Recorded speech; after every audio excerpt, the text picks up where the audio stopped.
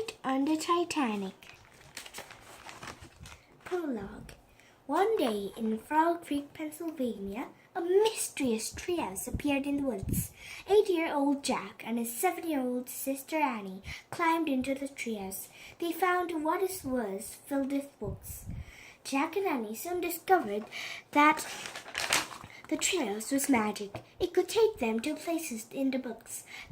All they had to do was point to a picture and wish to go there. Along the way, they discovered that the treehouse belongs to Morgan Le Fay.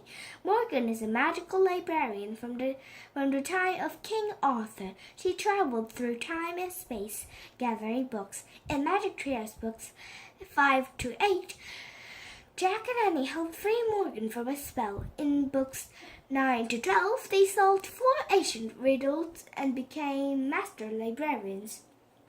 In Magic Treehouse books 13 to 16, Jack and Annie have to solve 4 ancient stories from being lost forever.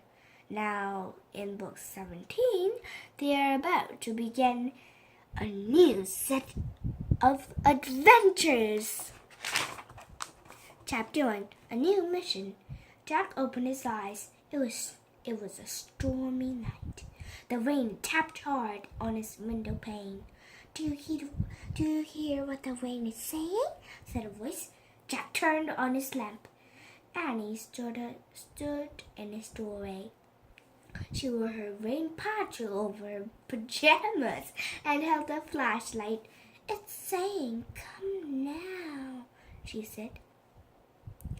"You're nuts," said Jack. "Listen, just listen," said Annie. Jack listened. The rain did seem to be tapping out. "Come now, come now." "We have to go to the treehouse," said Annie. "Something important is about to happen." "Now?" said Jack. Jack didn't want to believe his warm, cozy room, but he had a feeling, and he was right. Something important was about to happen. "You coming?" she asked. She said. Yeah, he said. He climbed out of bed. "Just put on your rain poncho," said Annie. Jack threw his rain poncho over his pajamas. He pulled on his sneakers and grabbed his backpack. "Don't forget your master librarian card," said Annie. "I have mine with me." Jack put the card with the glowing letters ML on it into his backpack. "I'm ready," he said. Jack and Annie went quietly down the stairs. Then they slipped out the door into the chilly, damp night. The storm had eased up, being filled gently as they ran up the street. The wet ground glistened in the beam of the flashlight. They headed into the Frog Creek woods. Wind blew through trees, shaking water to the ground. Jack shivered. He whipped raindrops off his glasses. "Brr," said Annie. "I'm cold." "Me too," said Jack.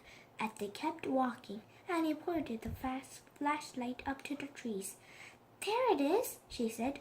Her light had found the treehouse. "Morgan!" Jack called. There was no answer. "I wonder what's wrong," said Annie. "I was sure she'd been there." "Let's go up and see," said Jack. Annie grabbed a rope ladder and started climbing. Jack followed. Rain dropped from the trees onto his patio. They climbed into the treehouse. Annie shined her light into each corner. The first 3 corners were empty. Then the flashlight beam hit the 4th. Jack and Annie gasped with surprise. Sitting in the corner was a small dog. He looked like a terrier puppy. He had scruffy, light brown fur. He stared sadly at Jack and Annie.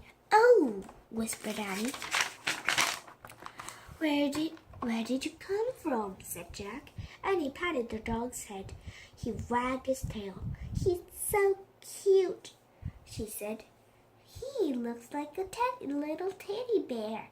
"Hi, Teddy." Teddy was actually a good name for him, Jack thought. Where did you come from, Teddy? He asked. The little dog whimpered. Don't be sad, said Annie. Everything's okay. How did it get up here? Jack asked. I don't know, but I bet Morgan had something to do with it, said Annie. Jack's gaze fell on a piece of paper lying on the floor. I think you're right, he said. He picked up the paper. On it was fancy writing that said, This little dog is under spell and needs your help. To free him, you must be given 4 special things. A gift from a ship lost at sea.